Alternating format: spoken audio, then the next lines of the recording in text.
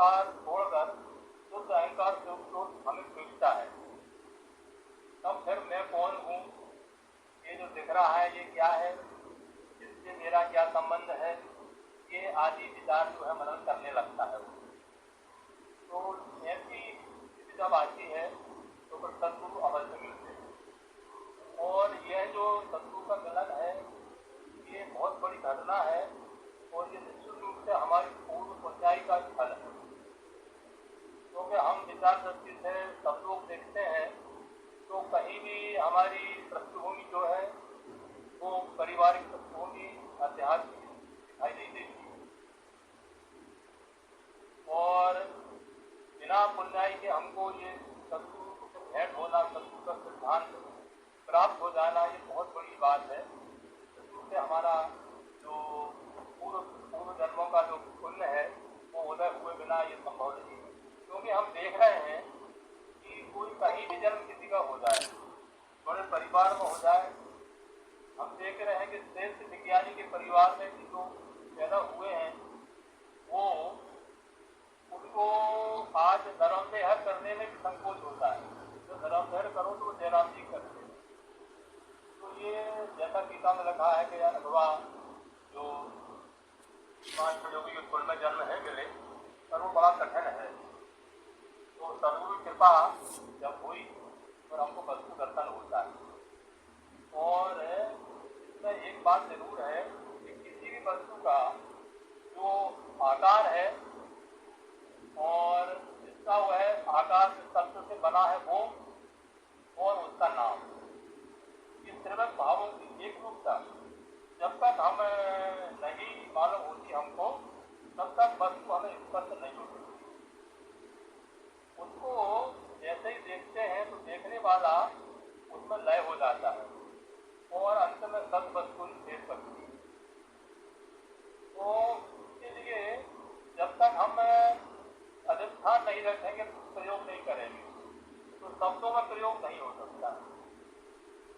भगवान ने कहा कि दृश्य मात्र हर जान कर अक्षर लिखा जान, दोनों है जिस नाम में वही देख कर ध्यान।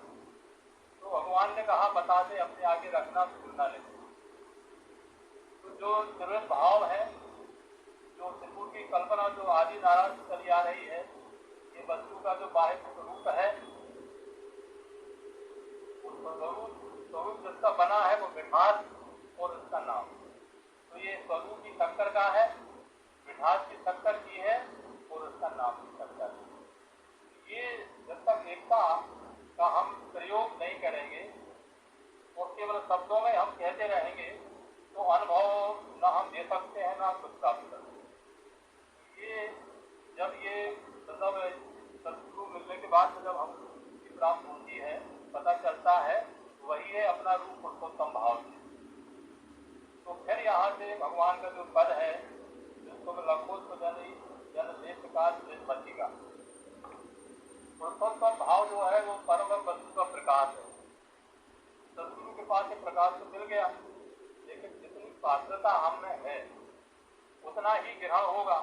इसमें लिखा है जन देश प्रकाश निर्मति का, यानी अगर हमारी क्षमता आधे बाट की है तो सद्गुरु पावर हाउस पूरी बिजली सप्लाई हो रही, पर हमें ग्रहण आधे बाट का होगा। फिर उसमें हम धीरे धीरे जो भूमिकाओं की ओर आगे बढ़ेंगे, मनन करेंगे, निरध्यास करेंगे, तो हमारी बौद्धिक क्षमता बढ़ेगी, वो विकास होगा। इसमें एक बात है कि जन ले प्रकाश निर्मति का, इसमें ये कभी कभी ऐसा लगता है कि जैसे पिछली बार की ये बात देवी जी ने रखी थी, इसमें स्वजन और जन 2 बार क्यों आया। तो ये क्या है, काव्य की मजबूरियां भी रहती है। जैसे ही भगवान का एक पद है, जब तक मात्राएं पूरी नहीं होंगी तो उसके लिए कुछ शब्द जोड़ना पड़ते हैं। स्वजन से ही काम कर सकता था। हम देखते हैं तो भगवान का एक पद और है कि सत लखो सुधन ये विश्वरूप है कैसा, भेद रखावे जैसा। तो उसमें जन दोबारा नहीं आया, सत लखो सुधन एक ही बार आया, क्योंकि मात्राएं पूरी करने के लिए कुछ शब्द रखना पड़ते, तो जो शब्द है भगवान को ध्यान रखना चाहिए, तो ये रख दिया। तो डॉक्टर साहब ने बताया था कि वास्तव वो भी आप अर्थ दे सकते हैं, तो मनुष्य करते जैसी स्थिति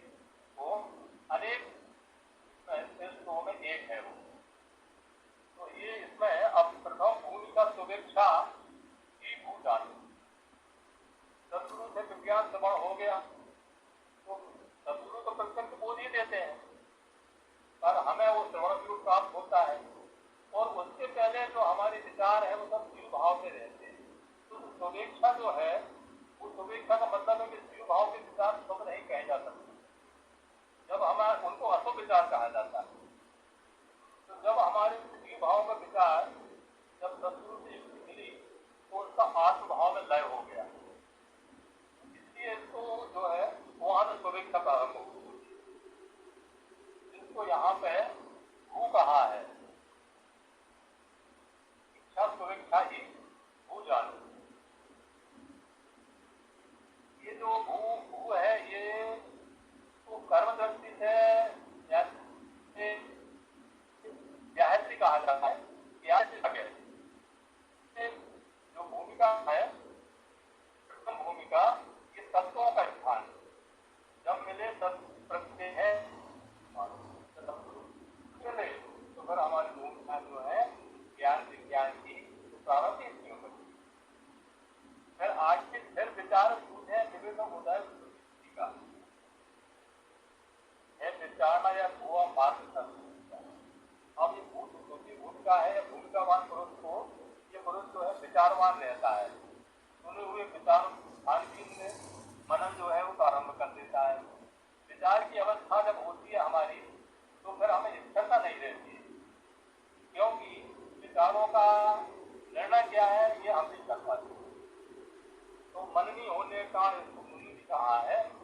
और कर्मकांड जो कर्मकांडी लोग हैं इसको वो पृथ्वी व करोड़ लोगों के उनका जो है इसको अंतरिक्ष कहते हैं, वो मानते हैं।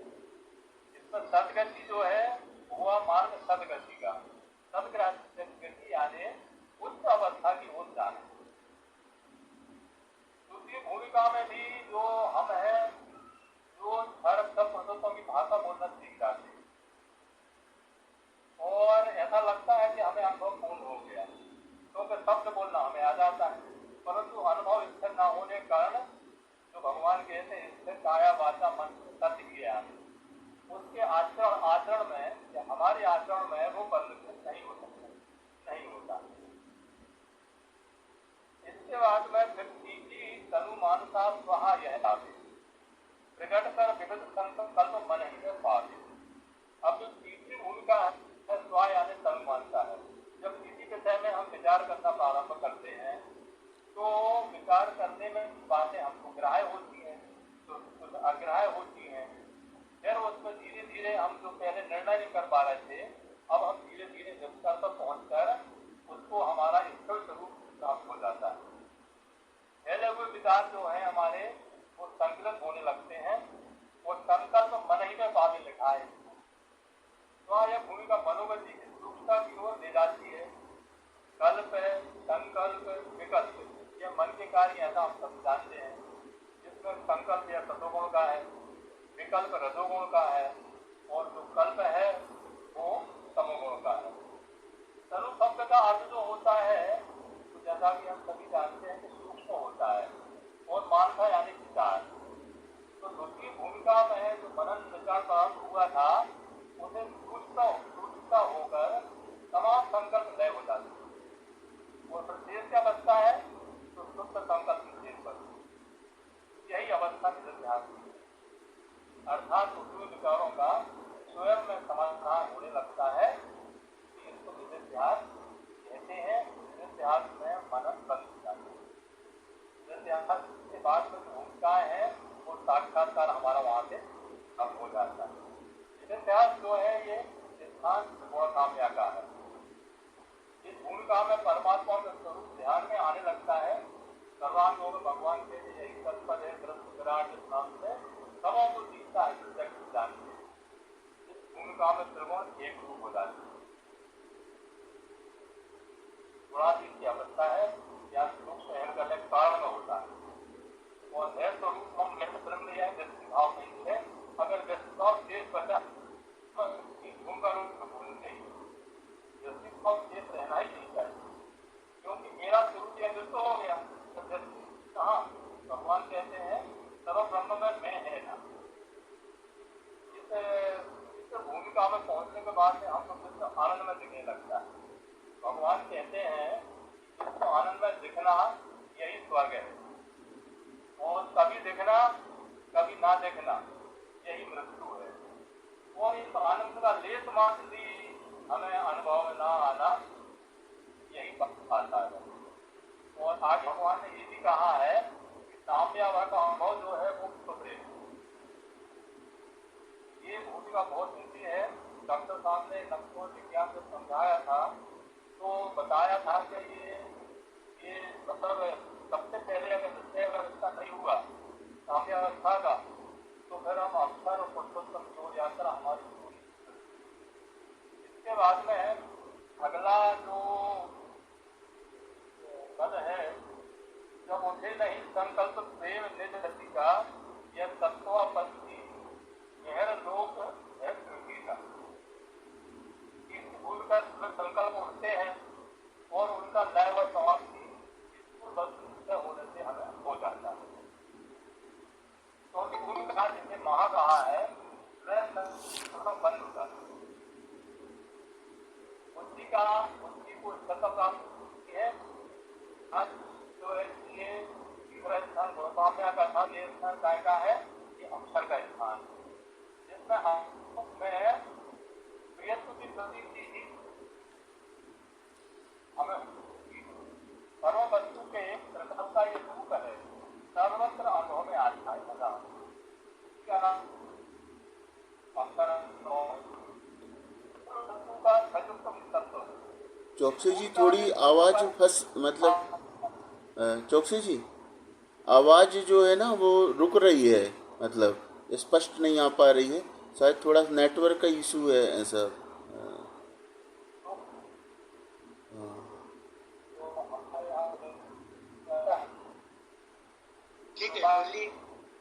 ठीक है सर, बोल रहे हैं, कंटिन्यू कर दीजिए जी। नहीं, वो बीच बीच में आवाज फंस जा रही है, मतलब स्पष्ट नहीं हो पा रही थी जी। कंटिन्यू। हाँ जी।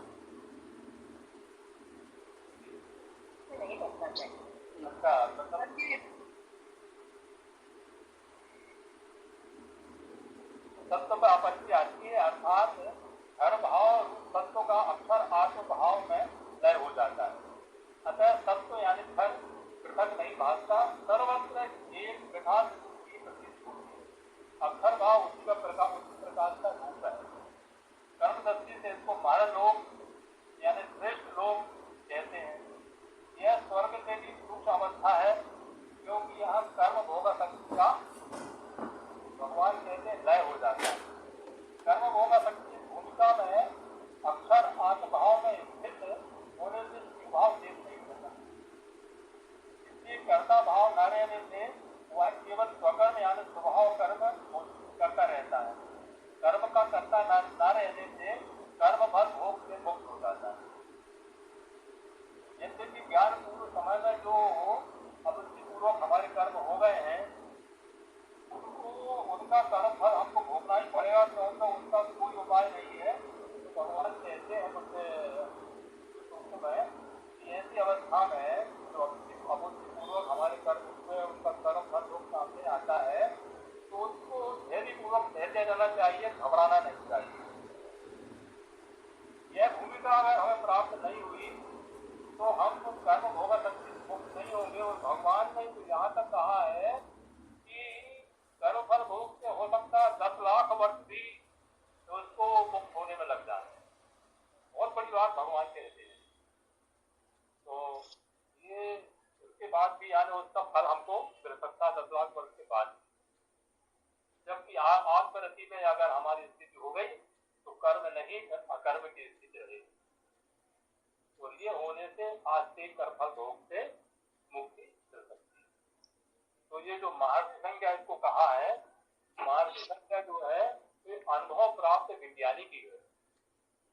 इस भूमिका पर निधिध्यास स्थिर हो जाता है, यानी साक्षात की ओर फिर हम आगे बढ़ जाते हैं और साक्षात्कार की भूमिका प्रारंभ हो जाती है। इस भूमिका रूप पुरुष यानी जो इस भूमिका पहुंच जाता है वो अनासक्त भाव से विश्व सेवा करने लगता है। बस इतना ही। कह के सभी को दाराबंदी।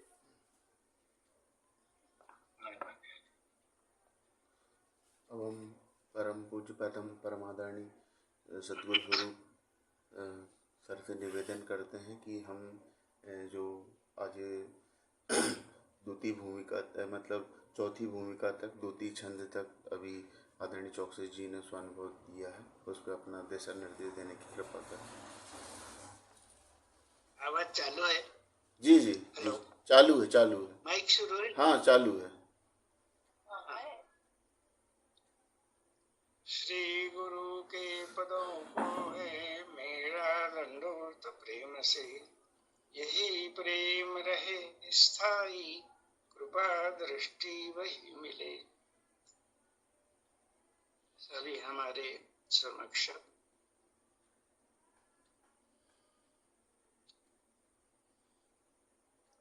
महेंद्र कुमार चौकसी जी ने तीसरी और चौथी भूमिका का अपना मनन,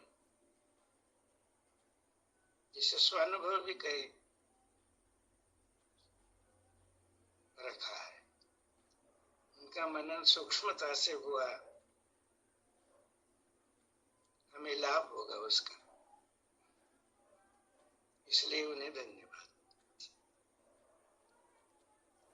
अब उन्होंने तीसरी और चौथी भूमिका का मेल भगवान के वाक्य और नक्शों में विज्ञान, जो डॉक्टर आनंद चैतन्य जी के भूमिका का स्पष्टीकरण उसमें मिलता है, उनका समन्वय किया, अच्छी तरह से किया। लेकिन साथ में भी, उसी के साथ में भगवत गीता का भी समन्वय अगर हो जाता तो समझने में और ठीक रहता, क्योंकि ये तीसरी भूमिका जो है बहुत ऊंचे दर्जे का अनुभव है।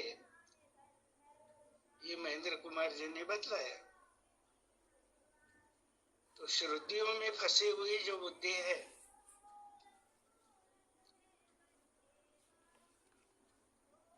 उसकी इच्छा जब तक तीव्र नहीं होती तब तक वो इस जीव बुद्धि को लांघकर आगे बढ़ना जरा मुश्किल लगता है। इसलिए भगवत गीता के दूसरे अध्याय के 52 और 53 श्लोक जो है वो अर्जुन को सुना रहे हैं भगवान। यदा ते मोह कलिलम बुद्धिर्व्यतितरिष्यसि तदा गन्तासि निर्वेदम श्रोतव्यस्य श्रुतस्य च। और 53वां श्लोक है श्रुति प्रतिपन्ना ते यदा स्थास्यसि निश्चला समाधावचला बुद्धिस्तदा योगम अवाप्स्यसि। तो ये योग कब मिलेगा, इस पर ये दोनों श्लोक में बहुत अच्छा मार्गदर्शन है। तो उसमें यदा ते मोह कलिलम बुद्धिर्व्यतितरिष्यसि, और जो दूसरी लाइन है श्रुति भी प्रतिपन्ना ते यदा स्थास्यति निश्चला समाधावचला बुद्धि,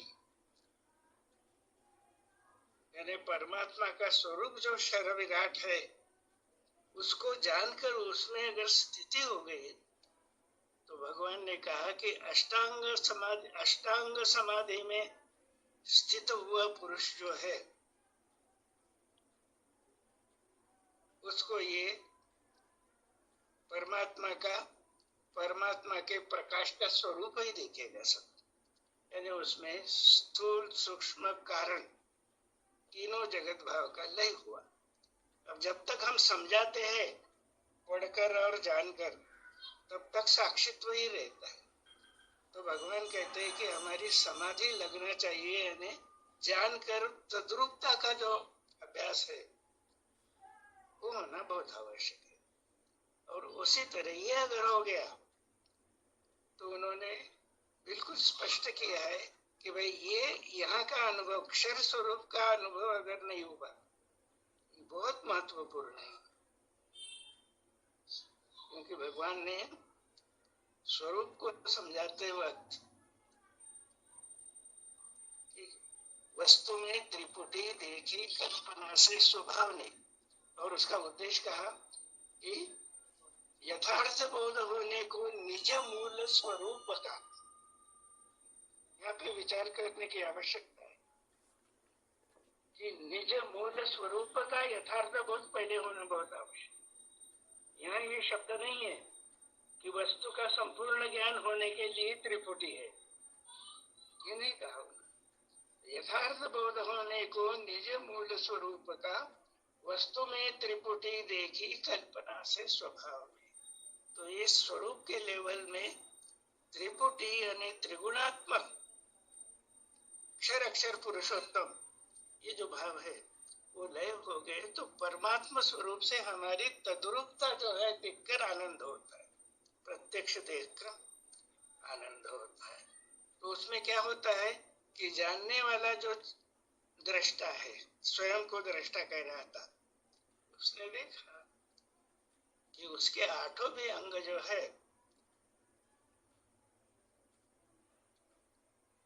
भूमिरापो नलो वायु खम मनो बुद्धि वच अहंकार में भिन्ना प्रकृति अष्टधा, ये आठों भी अंग लय हो गए साम्यावस्था का बोध होने के बाद और तद्रूपता होने के बाद अष्टांग योग में समाधि लग जाएगी। भगवान कहते हैं ये पतंजलि योग की समाधि नहीं है, ये प्रकाश वस्तु का प्रकाश का स्वरूप ध्यान में आ रहा और हमें प्रत्यक्ष दिख रहा है। तो ये पहली समाधि की अवस्था है। और वस्तु दृष्टि से देखा जाए तो वस्तु का स्थूल स्वरूप क्षर विराट है। तो यहाँ भी समाधि की अवस्था है, यानी हमारी श्रुति सुनी हुई बुद्धि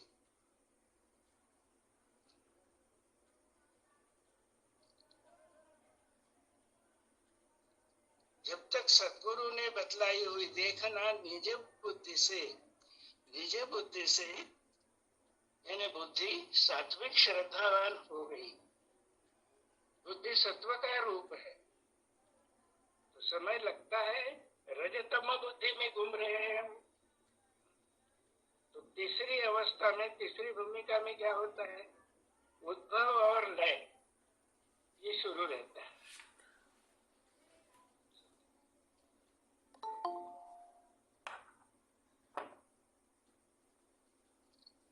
लेकिन समाधि में दिखने के बाद हम स्वरूप से अभी नहीं गए, यानी मेरा स्वरूप कितना है तो व्यष्टि नहीं है, केवल मेरे समाज का इतना ही नहीं है, केवल मेरा देश ही मेरा स्वरूप नहीं है, केवल जगत ही मेरा स्वरूप नहीं है, विश्व स्वरूप है। तो ये जाना, लेकिन अब उसमें मिलने की प्रक्रिया जो है, भगवान कहते हैं यहाँ कि एक बोध होने की जरूरत है। एक बोध यानी कर्म और ज्ञान एक रूप हो जाना। तो ज्ञान दृष्टि से और कर्म दृष्टि से भूमिका हमने समझ ली, लेकिन तद्रूपता का अनुभव धीरे धीरे होते रहना बहुत आवश्यक है। तो यहाँ पे समाधा वचला बुद्धि तदा योगम वार्षसी, तो ये सब जिसकी इच्छा, शुभ इच्छा है ना भाई पहली भूमिका, तो शुभ इच्छा में जितनी तीव्रता और जितनी गति होगी, जैसे भगवान के चरित्र से भी दिखता है कि सर्वसाक्षी भूमिका का जो है नारायण, वो देखो कैसा सर्वसाक्षित्व है। सातवड़ेकर जी लिख रहे हैं भाष्य भगवत गीता पे, उन्होंने अपने चरित्र में भी लिखा है सातवड़ेकर जी ने कि एक विचार जो है मेरे मन में सतत आ रहा था कि 7वें अध्याय का भूमिरापो नलो वायु से लेकर सूत्रे मणिगाना युव यहाँ तक मेरे ध्यान में नहीं आ रहा। तो ये कैसा मैं स्पष्ट करूं? अखंड विश्व रूप देखो कैसी कार्य पद्धति है। भगवान का पत्र उन्हें मिला कि तुम जिस विचार में हो उसका उत्तर यहाँ आ जाइए, मिल जाएगा। ठीक है, बहुत बड़े विद्वान थे, वेदों का भाष्य किया है उन्होंने, तो रख दिया टेबल पर, बोले।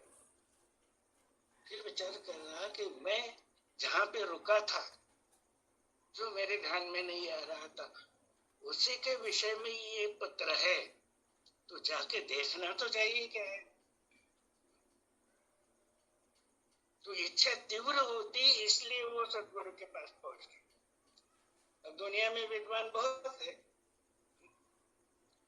तो ये तीव्र इच्छा के लिए केवल श्रुति स्मृति शास्त्र का विद्वान होना आवश्यक है ऐसा मत समझिए। ये श्रुति स्मृति शास्त्र की विद्वत्ता जो है वो भरमा सकती है जीव को।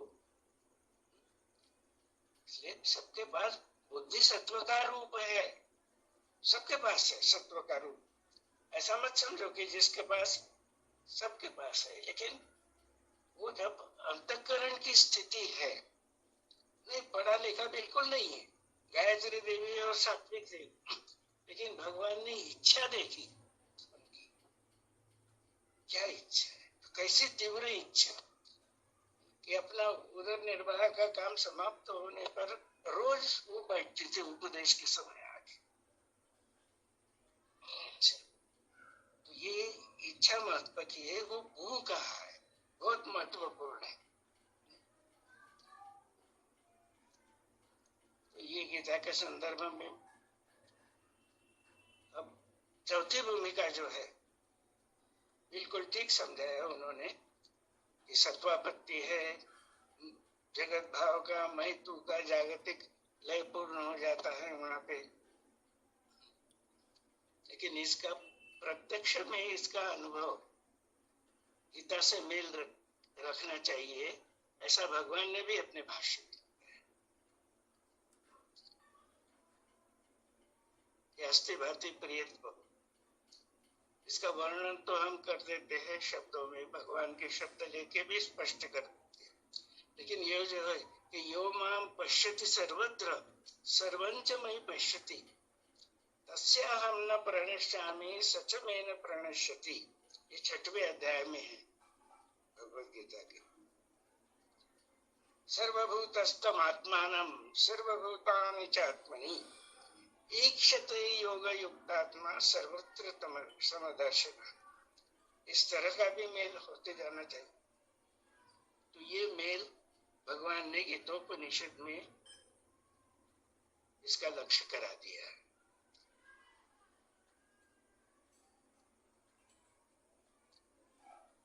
और हाँ, ये जो भूमिका के पहले इसमें भगवान कह रहे हैं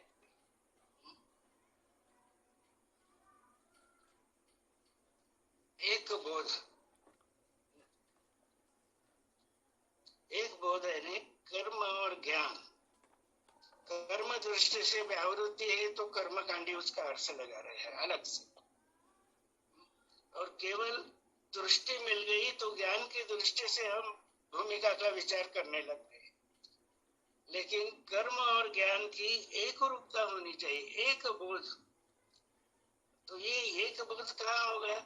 ही में बोध होते ही मुक्ति है ब्रह्म जाल से। तो बोध ही में होता है, इसलिए बहुत बड़े पांडित्य की आवश्यकता नहीं है वस्तु बोध के लिए। जिसके अंतःकरण की इच्छा जो है, तो वस्तु का स्फुरन है ना इच्छा शक्ति। भगवान ये भी बतला रहे हैं कि उसका स्फुरन जो है वस्तु का, वो स्फुरन रूप अक्षर भाव है, और वही प्रकट होता है साम्य अवस्था में, क्षर विराट में। स्वरूप प्रकट होता है, तो उसको इच्छा शक्ति कहा है साम्य अवस्था। तो जिसकी इच्छा शक्ति तीव्र है जानने की कि बस एक जन्म में मेरा प्रयास यही है, उसको जल्दी प्राप्त हो जाएगी। तदा योगम अवाप्स्यसि। अब जो भगवान ने प्रकट ही कर दिया है सबके लिए, सब आते हैं। ज्ञानी भी आकर्षित हो जाते हैं कि भाई ज्ञानी बनने के लिए ये बहुत उपयुक्त होगा, सर्वश्रेष्ठ ज्ञान है, वो भी आते हैं। लेकिन वो ज्ञान तक ही सीमित रखते हैं उसको। आगे जो भगवान कहते हैं कि तद्रूपता, तो त्रिपुटी की प्रक्रिया जो है वो ज्ञातुम, द्रष्टुम और प्रवेष्टुम, इस प्रकार की है। तो ज्ञातुम और द्रष्टुम का प्रवेष्टुम होना, इसका ही अभ्यास हमें करना, यही दिशा धारण करना योग्य है। ठीक है, इस पर चर्चा हो सकती है।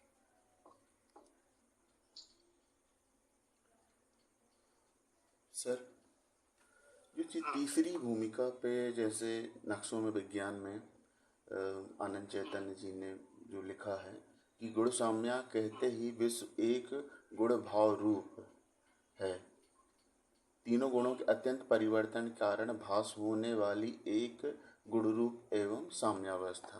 तो जैसे जो मुमुक्षु है, जिस गुण प्रधानता में है, जैसे रजोगुण प्रधान का है या सत्वगुण प्रधान का, तो वो एक गुण रूपता वो उसी के संगत रहेगी कि विश्व दृष्टि से वो रहेगा।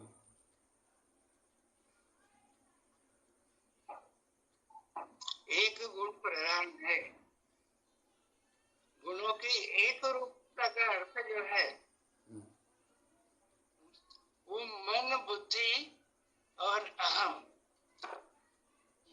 ये जो गुणों के स्थूल प्रधान है वो जानते जानते एक रूप हो गए स्वरूप में। गुणों की एक रूपता यानी वहां पे मन, बुद्धि और अहम। तो मन का कार्य कैसा होता है? भगवान ने जो दृष्टि दी है जानने की, उस दृष्टि से हम जान लगे। तो रजोगुणी मन जो है हमारा, उसका समष्टि रूप दिख रहा है, मन को विश्व रूप दिखेगा।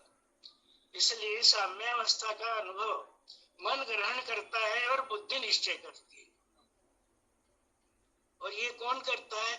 वो जो जानने की इच्छा जो तीव्र मुमुक्षु की है, उसकी इच्छा बहुत महत्वपूर्ण है, वो निश्चय करता है। तो वो अहम को, जीव को अपना महाकारण भाव ध्यान में आया कि एक रूप है, स्थूल सूक्ष्म कारण जो है वो महाकारण देह जो है वो विराट रूप है, बस इतना ध्यान में आया। इसका मतलब ये नहीं कि उसको आत्मदर्शन, वस्तु के रूप का दर्शन और नाम का रहस्य भी ध्यान में। तो ये बहुत महत्वपूर्ण भूमिका है तीन। और व्यवहार में कैसा दिखेगा? स्वरूप वहां जीव भाव नहीं दिखेगा, देह भाव समाप्त हो जाएगा। तो इस दृष्टि से हम स्वयं का परीक्षण करते रहना चाहिए। तो गुण रूप एक रूप होते हैं, उसका मतलब एक ही गुण रहता है ऐसा भी नहीं है। तो हमारे त्रिगुणात्मक जो है, उस त्रिगुणात्मक मन, बुद्धि, अहम के विकार दूर होते होते जब निज बुद्धि यानी प्रभु की बुद्धि जो है, नैसर्गिक बुद्धि, उसका उपयोग हम करने लगे सद्गुणों ने दी हुई बुद्धि का, तो हमें ध्यान में आ गया कि एक रूप है मन, बुद्धि। इसलिए डॉक्टर आनंद चैतन्य जी ने वहां पे लिखा है कि मन के द्वारा निश्चय होता है साम्यावस्था का, सॉरी बुद्धि के द्वारा निश्चय होता है, लेकिन मन ग्रहण करता है तो उसके बाद बुद्धि ग्रहण करेगी। तो ये कितनी बड़ी उपलब्धि है। मन जो है वो जाति पाति, मत, पंथ, संप्रदाय, देश विदेश सब भावना से मुक्त दिख रहा है, विराट स्वरूप को देख रहा है। तो इसलिए ग्रहण किया उसने। साम्यावस्था को ग्रहण किया अंतःकरण में, बुद्धि ने निश्चय किया, इसलिए अहम जो है वो मैं करता था ना, उसके ध्यान में आ गया है कि ज्यादा मैं नहीं करना चाहिए। तो ये मैं का लय पूर्ण नहीं हुआ यहाँ पे, क्योंकि उसको परमात्मा का रूप जानना है, अक्षर रूप, स्वयं परमात्मा व स्वरूप नाम का रहस्य जानना है, और उसके बाद पूर्ण बोध होने के बाद जानना है, यानी पूर्ण बोध होने के बाद भगवान कहते हैं कि अब ये त्रिपुटी का दर्पण रख दीजिए। वो भी जाना मैंने, दर्पण रख दिया तो क्या दिखेगा कि ये जो जानने के लिए आया था वो जान तो तुम ही हो जाएगी, यानी वस्तु रूप हो जाएगा। तो ये अहम का लय वस्तु में होता है, वहीं से आया है। अहम का लय साम्यावस्था में भी नहीं होता, अहम का पूर्ण लय आत्मानुभूति में भी नहीं होता। तो जब पूर्ण वस्तु बोध होके सदगुरु से समर्पण हो जाएगा कि अब जानते जानते कौन बचा है भाई,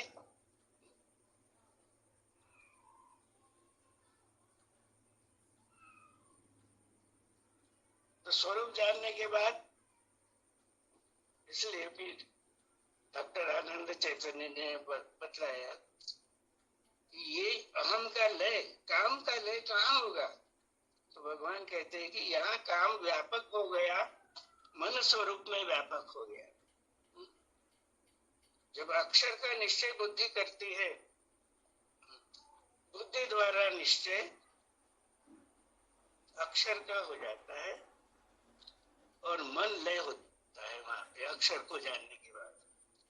इसलिए 6वें अध्याय में भी मन को विलीन करने की जो दृष्टि बतलाई है, ये तो निश्चरति मन चंचलम अस्थिरम ततो नियम में तत् आत्मन्नेव वशम नहीं। तो जब चित्त, चौथी भूमिका में जब चित्त ने देखा, जीव के चित्त ने देखा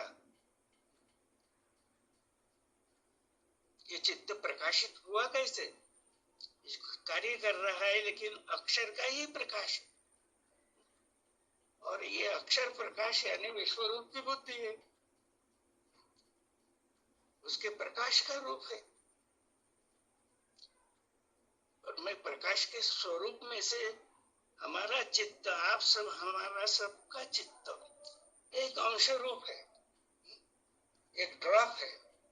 तो जानने के बाद क्या हो जाएगा कि वो जो ज्ञान का अभिमान था मेरे, तो भाई जिसने ये सब जाना और ये प्रकट किया वो स्वयंभू विश्व वस्तु नारायण होके, नारायण स्वरूप सदगुरु स्वरूप होके हमें दे रही है, उसका स्वरूप अनुभव दे रही है। तो यहाँ पे क्या होगा कि मैं जानता हूँ, इस चौथी भूमिका में ये चले जाएगा। और आगे की भूमिका जो है वो फिर बुद्धि लेगी है, नाम है उसके आगे जान के बुद्धि जहाँ, जानने वाला अभी कायम है, वे सब जान रहा है, लेकिन सदगुरु बुद्धि के सहायता से जान रहा है, ये जानने वाला।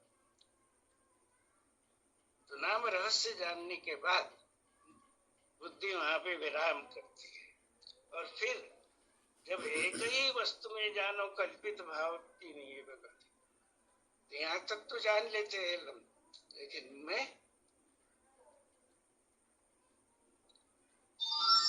जिसकी इच्छा शक्ति बहुत तीव्र है, परमात्मा को ही जानने की जिसकी इच्छा है वो मिल जाएगा जानते। अब क्या देखेगा, सदगुरु ही है। तो इस तरह का अनुभव लेते चले जाना चाहिए।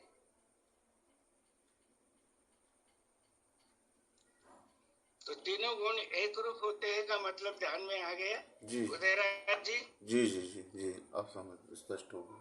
हाँ हाँ, एक रूप होते हैं, यानी मन बुद्धि अहंकार, जीव के मन बुद्धि अहंकार के विकार उस स्थूल सूक्ष्म कारण भाव को जानते जानते विकार दूर होते जा रहे हैं।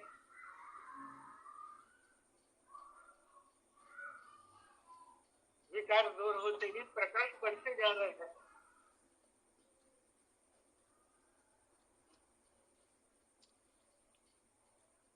विकार कैसे दूर होते देखिए, जब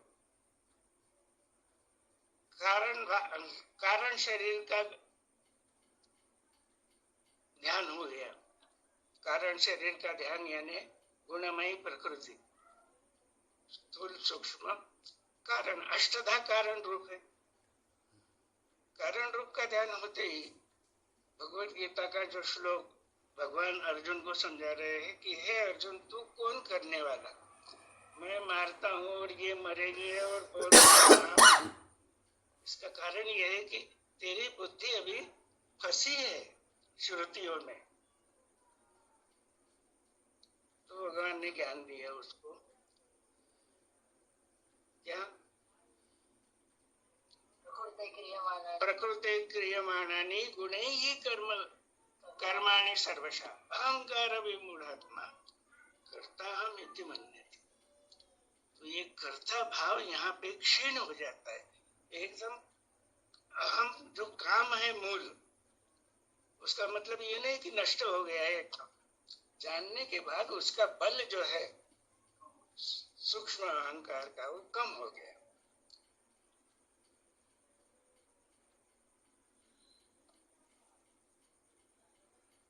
इस तरह ये हमारे में जो श्रुति स्मृति शास्त्र और संसार में रह के जो मनोबुद्धि अहंकार के विकार आए हैं, वो तो सर्वांग योग की प्रक्रिया ही ऐसी है कि वो स्वयं समझ के दूर करो जानने के बाद।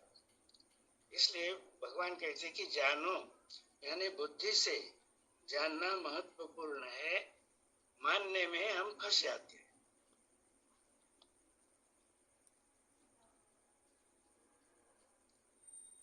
तो तीसरी भूमिका जो है साम्य अवस्था, कितना आनंदमय स्वरूप, परमात्मा प्रत्यक्ष हो रहा है, दिख रहा है।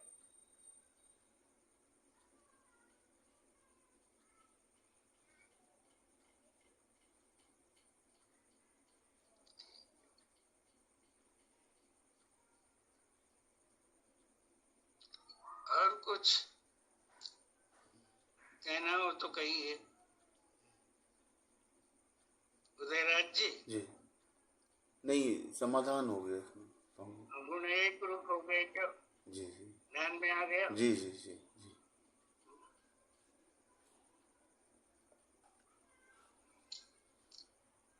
गुणरूप एक, गुणरूप एक हो गए, यानी कोई क्रिया ही नहीं दिखेगी, तो फिर जानने की क्रिया आगे कैसे बढ़ेगी?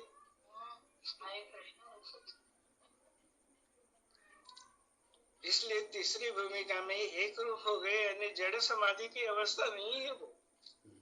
हमारी अष्टांग समाधि जो है वहां पे, वो 7वें अध्याय की जो समाधि है, 7वें अध्याय के अंत में उसका प्रारंभ है, उसका स्थूल स्वरूप। और इसीलिए स्थित प्रज्ञ की भी वो प्रारंभिक अवस्था है।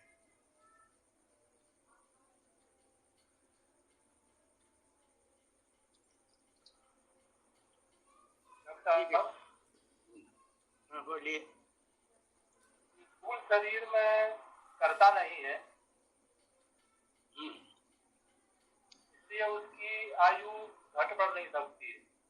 जी, सूक्ष्म शरीर की आयु कितनी भी हो सकती है, और शरीर आपने बताया प्रकृति रूप है। हाँ, स्थूल शरीर में अगर करता नहीं है, तो फिर आहार विहार का जो आयोजन करते हैं लोग, उनसे और हम ये देख रहे हैं कि कुछ औसत आयु जो है पहले कम थी, अब बढ़ गई है। तो प्रकृति बिगड़ गई तो कफ वात पित्त तीनों बिगड़ेंगे ना। और फिर मन बुद्धि अहंकार भी बिगड़ेंगे।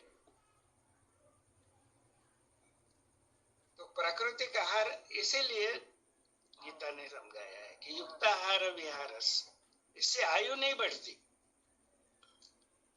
लेकिन इस विद्या को ग्रहण करने के लिए बुद्धि में सामर्थ्य तो चाहिए। वही टिकता है और वही आगे बढ़ सकता है। फिर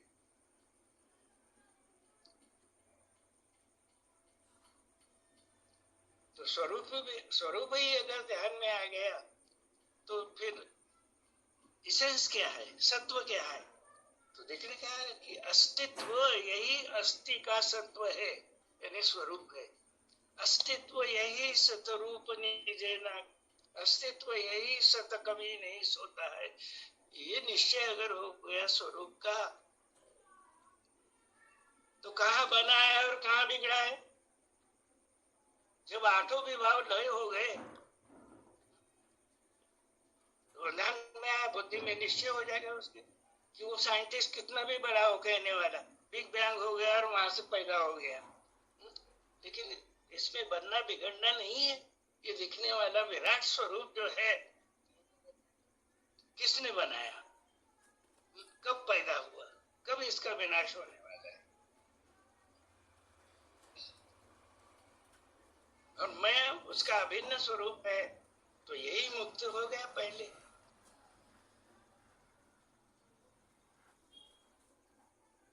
कि भाई जन्म ही नहीं हुआ, बंधा ही हूं, बंधन ही नहीं है अभी, तो मुक्त कहां से होने की बात आएगी। तो बनना बिगड़ना ये कुछ नहीं है वहां। देखिए, स्वरूप बोध के लिए त्रिपुटी सामर्थ्य बदला है। त्रिपुटी का त्रिपुट में ज्ञान चल रहा है, इसलिए देखने वाले जो दृश्य है स्वरूप परमात्मा का, उससे अभिन्न नहीं रहते, अभिन्न नहीं होते। वो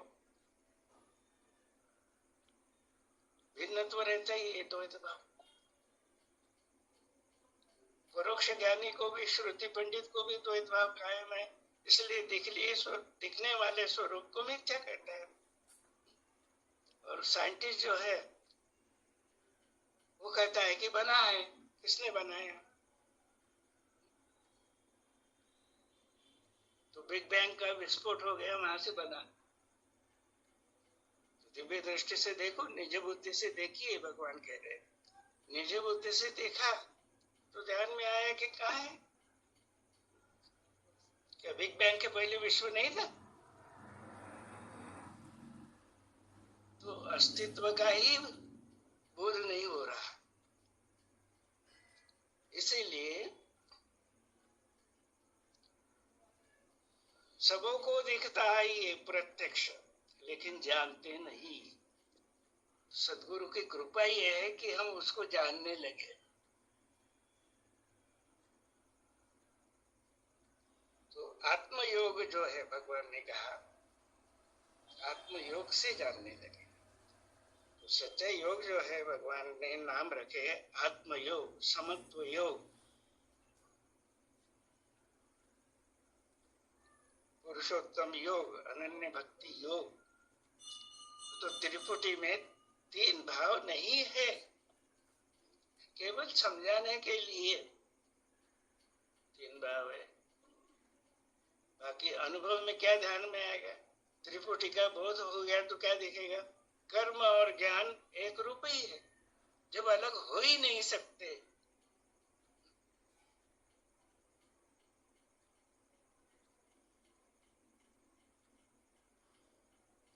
तो वस्तु ही है, अलग नहीं हो सकते। यानी ज्ञान हो गया तो फिर कर्म में प्रकाश दिखना ही चाहिए, ये विज्ञान का सिद्धांत है। ज्ञान निष्क्रिय नहीं रहेगा, जागृत रहेगा।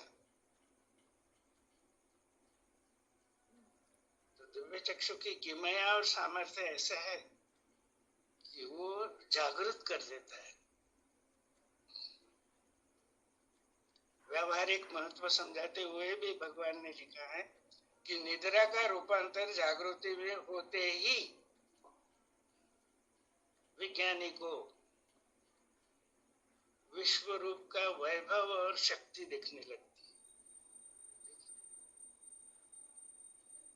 व्यवहारिक महत्व में पहले ही वाक्य डाला, जागृति, हाँ, निद्रा का रूपांतर जागृति।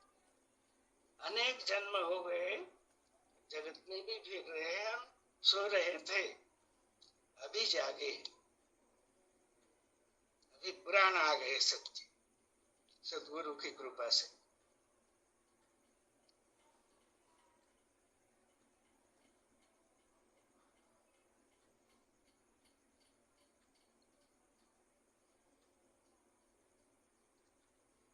तो वैभव दिखने लगा, यानी स्वरूप दिखने लगा। स्वरूप में वैभव देखिए ना कितना है, चार वाणी, चार खानी, चार अवस्था, सदगुरु का वैभव है। और सदगुरु का शक्ति, सदगुरु की शक्ति ईश्वर है, अक्षर रूप शक्ति, उसकी सर्वशक्ति इसी में है।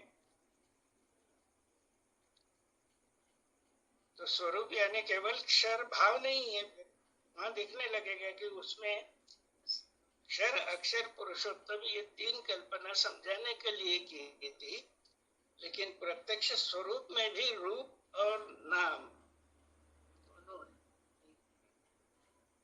तो स्वरूप बोध यथार्थ अगर हुआ तो परमात्मा दर्शन ही होता है।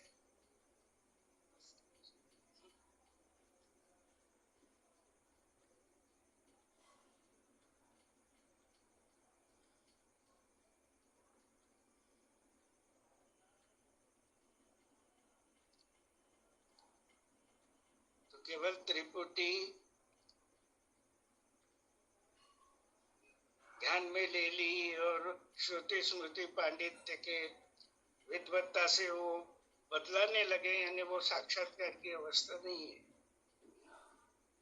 ये समझना चाहिए कि भगवान कह रहे हैं कि ये तीसरी भूमिका है वस्तु का, वस्तु के अनुभव की।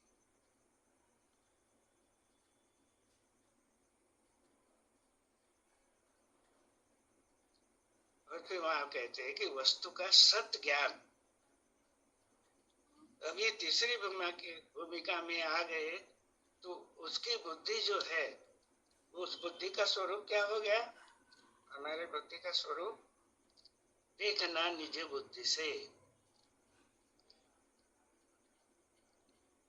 तो ये निज बुद्धि, यहाँ पे भगवत गीता ने उसको व्यवसायत्मिका बुद्धि कहा।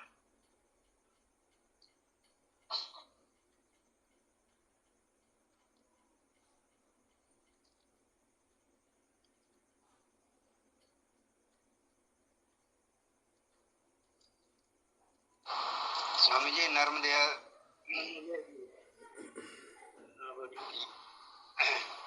ये गीता जी की आरती में आया है, सतगुरु पद में पाए अनुभव तिन गाया, और सर्वांग योग के अंत में कहा है, ये जहाँ स्थिर हो जावे वहीं सदगुरु स्थान है। सदगुरु स्थान और सदगुरु पद अलग अलग है कि एक ही है, ये समझना चाहिए। अलग अलग कैसे है? वस्तु सामने रख के देखिए, वो तो क्या है? परब्रह्म वस्तु ही है, अधिष्ठान। और समझा कौन रहे हैं? सदगुरु। अपने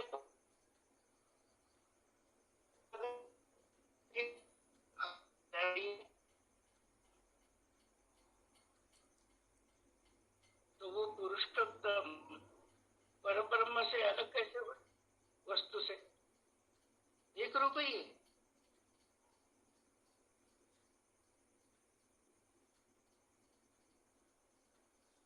इसलिए आरती अवतार की कैसे बनाई है? जिन्होंने तजुर्फ हो गए उसमें, वो जय जय सतगुरु परब्रह्म भगवान।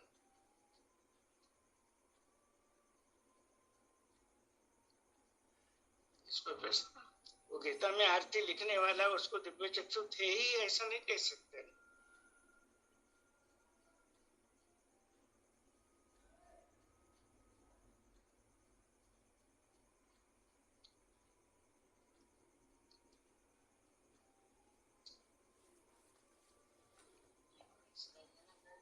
ठीक है। बिना सद्गुरु पद पाया जिन्हों और आखिरी में कहत स्वराज्यानंद जिन आपा खोया, तीन सद्गुरु पद पाया। रखे हुए अधिष्ठान से, वही अधिष्ठान है, वही सर्वरूप है ना।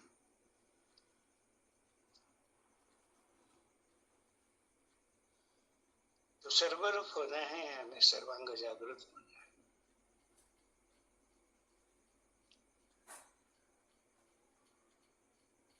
तो जैसे जैसे कृपा दृष्टि सद्गुरु की मिलते जाएगी, वैसे वैसे हम आगे बढ़ते जाएंगे। कृपा दृष्टि वही मिले।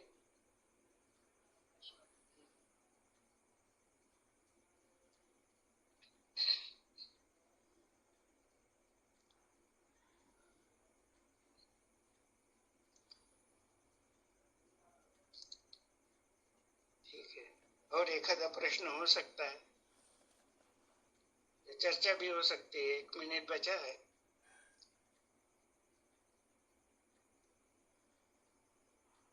अभी जो इन्होंने कहा रमेश भाई ने, तो रमेश भाई, जो गीता में हम देखते हैं विष्णु दर्शन के बाद में जब अर्जुन ने प्रश्न किया, तो वहां पार्थ से बोल के कृष्ण जी ने अपना जो सो रूप फिर से बताया। क्या बताया? अपना जो सो रूप फिर से बताया। तो सत्तु और वस्तु विश्व दो थोड़ी होते हैं। अपना रूप यानी वही है अपना रूप। सदगुरु का रूप और वस्तु दो नहीं है। तो डॉक्टर साहब ने बताया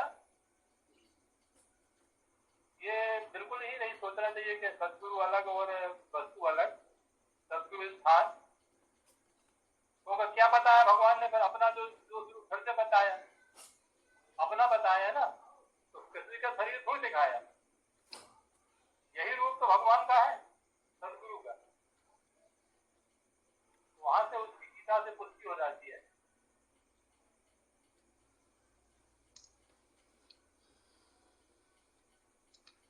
ठीक है, समय हो गया। उदयराज जी, तो हम आभारी हैं सदगुरु स्वरूप doctor Siddhacharya S B Chandikar sir का, मैडम का, और हमारे विभूति स्वरूप और चौकसी जी का, जो उन्होंने आज तीसरी चौथी भूमिका पर अपना स्वानुभव रखा। तो अगले कार्यक्रम का शेड्यूल जो है वो ग्रुप के माध्यम सूचित हो जाएगा। सभी आत्मस्वरूप को अभिनंदन करते हुए आज का सत्य समाप्त। सतगुरु भगवान की जय। नर्मदे हर।